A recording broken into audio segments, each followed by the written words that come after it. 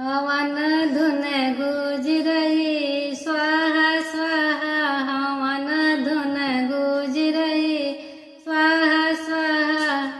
रिद्धि सिद्धि जी बोली अपने पति से, रिद्धि सिद्धि जी बोली अपने पति से, हमहु चलब स्वामी स्वाहा स्वाहा, हमहु चलब स्वामी स्वाहा स्वाहा।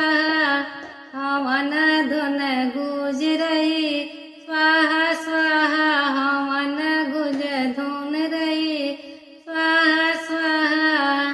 ब्राह्मणी जी बोली अपने पति से, ब्राह्मणी जी बोली अपने पति से, हमहु चलब स्वामी स्वाहा स्वाहा, हमहु चलब स्वामी स्वाहा स्वाहा।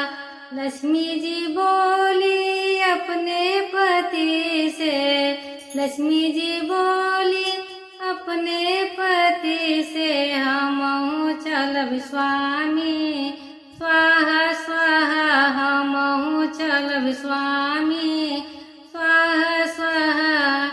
पार्वती जी बोली अपने पति से, पार्वती जी बोली अपने पति से, हमहु चलब स्वामी स्वाहा स्वाहा, हमहु चलब स्वामी स्वाहा स्वाहा।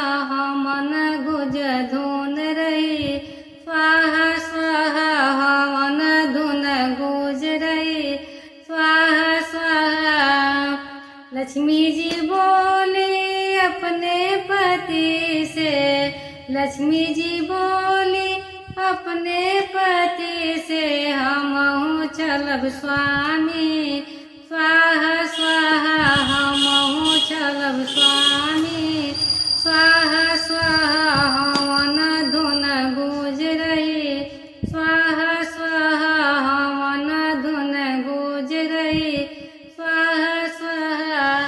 रुक्मणी जी बोली अपने पति से, रुक्मणी जी बोली अपने पति से, हमहु चलब स्वामी स्वाहा स्वाहा, हमहु चलब स्वामी स्वाहा स्वाहा।